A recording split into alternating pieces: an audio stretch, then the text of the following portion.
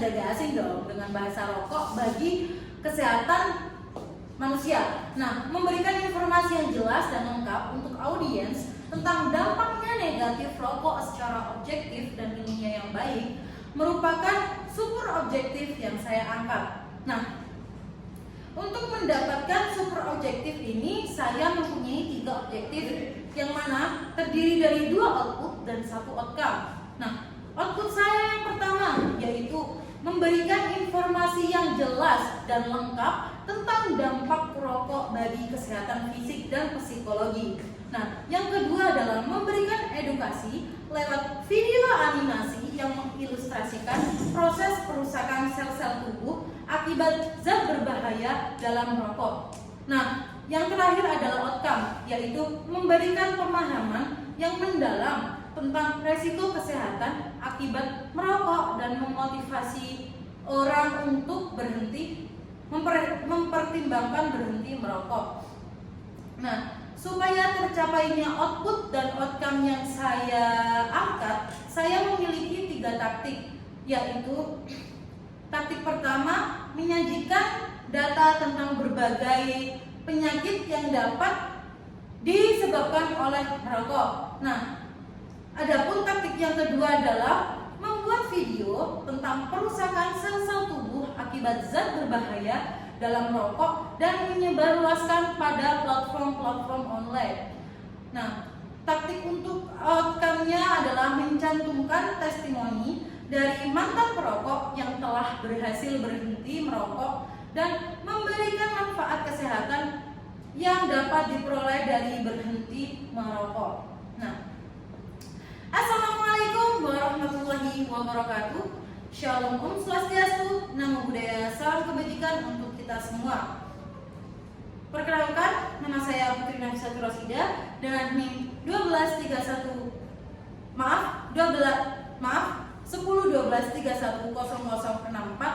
dari Prodi Manajemen Universitas Internasional Semen Indonesia. Next Kak. Nah, materi yang saya ambil adalah case dari pengalaman papa saya sendiri yang dulunya seorang perokok berat. Setelah bertahun-tahun dan beliau akhirnya berani untuk berhenti menjadi seorang perokok aktif pada tahun 2020. Nah, pada tahun 2020 beliau mengalami penyakit jantung yang disebabkan oleh rokok. Di situ sebenarnya saya sedikit kecewa karena sebelum datangnya penyakit itu, kakak saya dan mama saya sudah berkali-kali menasihati untuk berhenti merokok. Sampai pada akhirnya datanglah penyakit tersebut yang membuat papa saya jerah dan akhirnya memberhentikan diri untuk merokok. Nah, perbedaan saat masih merokok dan sesudah berhenti merokok sangatlah besar. Contohnya, dulu beliau sangat terikat, terlihat kurus, pucat, matanya menguning, badannya tidak terurus. Sedangkan saat sudah tidak merokok lagi, beliau menjadi sehat bugar, berisi, dan tidak sakit-sakitan lagi. Nah, di Indonesia jumlah perokok dewasa meningkat sebanyak 8,8 juta orang. Next Kak. Merokok merupakan aktivitas yang berdampak merugikan bagi kesehatan individu, keluarga, masyarakat, dan lingkungan, baik secara langsung maupun tidak langsung. Nah, di Indonesia merokok telah lama menjadi kebiasaan yang merugikan bagi kesehatan tubuh manusia. Nah, merokok juga memberikan resiko penyakit yang sangat besar. Adapun contoh beberapa penyakit berbahaya yang diakibatkan oleh merokok adalah sebagai berikut. Next.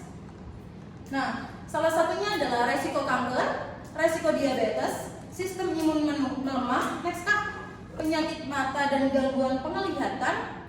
Yang kelima adalah gangguan indera pengecap dan penciuman. Yang keenam bronkitis kronis. Yang ketujuh masalah pada kulit, rambut, dan kuku. Dan yang kedelapan adalah resiko stroke. Next Kak. Nah, di sini ada studi case yang mana memperlihatkan seorang wanita berusia 20 dari California yang mengalami kanker pita suara yang diakibatkan karena merokok setelah bertahun-tahun.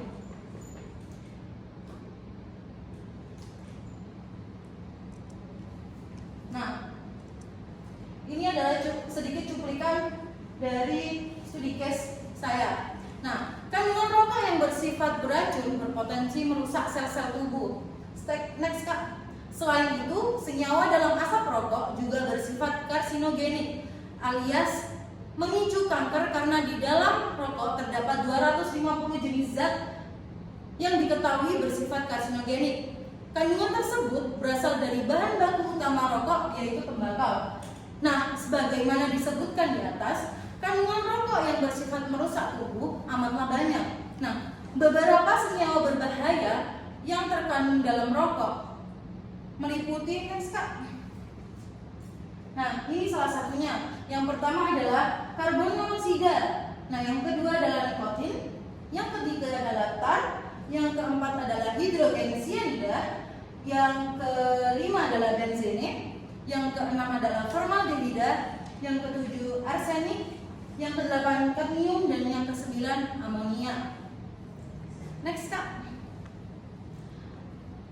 Melihat banyaknya kandungan rokok yang bersifat racun dan karsinogenik di atas, maka dihimbau kepada pengguna rokok untuk menghentikan atau mengurangi penggunaan rokok sejak sekarang.